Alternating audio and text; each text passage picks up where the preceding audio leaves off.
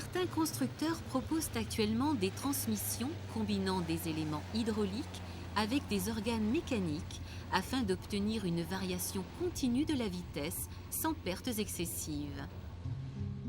Dans ce dispositif, une partie de la puissance passe par l'hydraulique et l'autre par les organes mécaniques. Pour obtenir cette combinaison, on utilise un train épicycloïdal.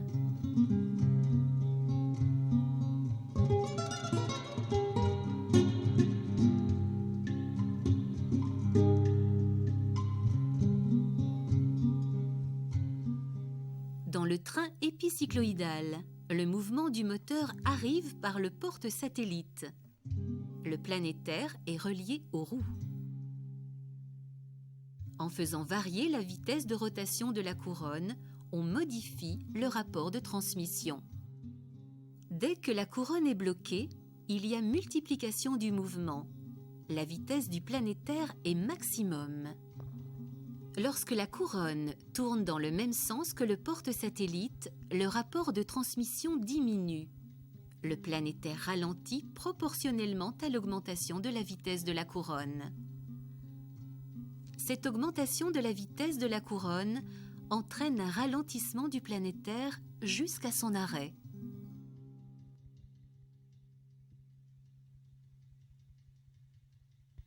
Si on continue à élever la vitesse de la couronne, le mouvement du planétaire va s'inverser.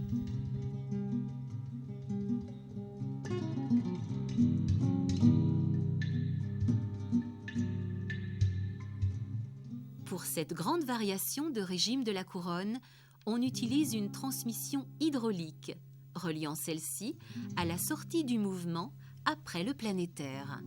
Ainsi, chaque rapport de transmission est obtenu en modifiant la cylindrée des composants hydrauliques. En vitesse rapide, la couronne est bloquée car la cylindrée de la pompe du haut est maximum et celle du moteur du bas est nulle.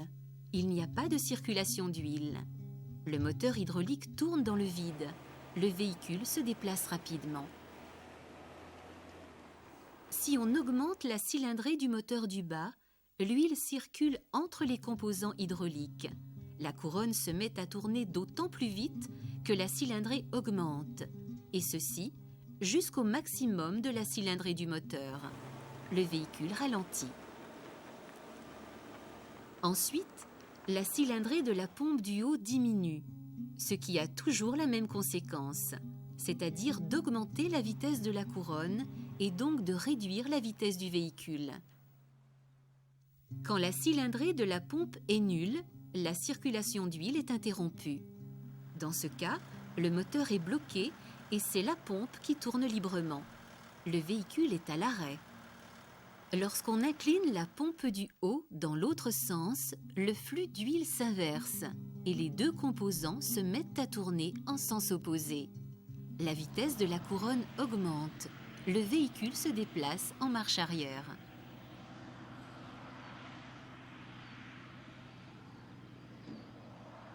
L'inclinaison des composants hydrauliques est réalisée par un moteur électrique. Grâce à cette variation continue du rapport de vitesse, on peut gérer au mieux l'ensemble moteur-transmission afin d'augmenter la productivité et le confort de l'utilisateur.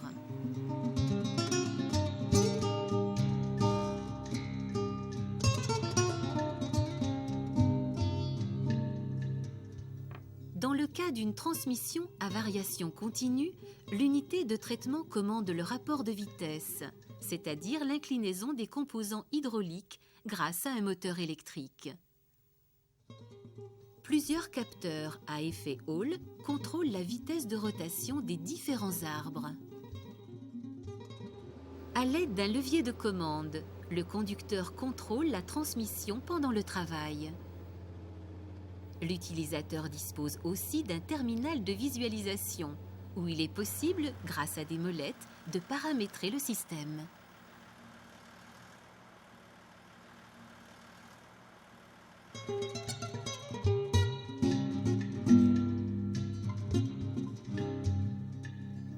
Pour inverser le sens de marche en bout de champ, l'impulsion sur le levier permet de retrouver la vitesse de manœuvre préalablement enregistrée. L'utilisateur peut mémoriser une vitesse de travail qu'il retrouvera après chaque demi-tour grâce à l'impulsion sur le levier.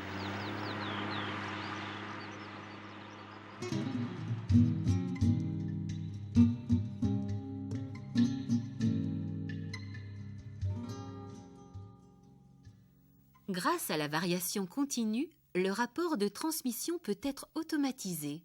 Le conducteur choisit une plage de régime moteur dans laquelle il veut travailler.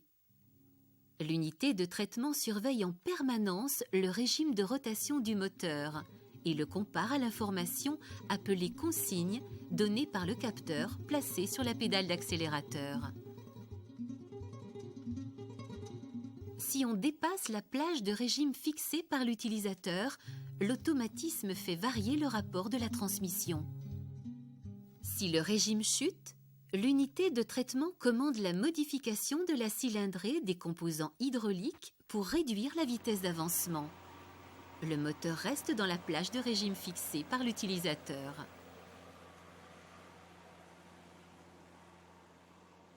L'électronique est de plus en plus utilisée pour contrôler les transmissions.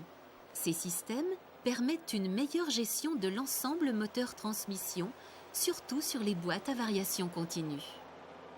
On assiste également à la généralisation du transfert d'informations par des bus de communication numérique appelés bus CAN. Ces bus permettent un échange d'informations entre les différentes parties du tracteur, moteur, transmission, cabine. Ils rendent possible la communication avec les outils attelés et on peut imaginer un jour que ces derniers commandent automatiquement le rapport de transmission du tracteur afin d'optimiser le travail à réaliser.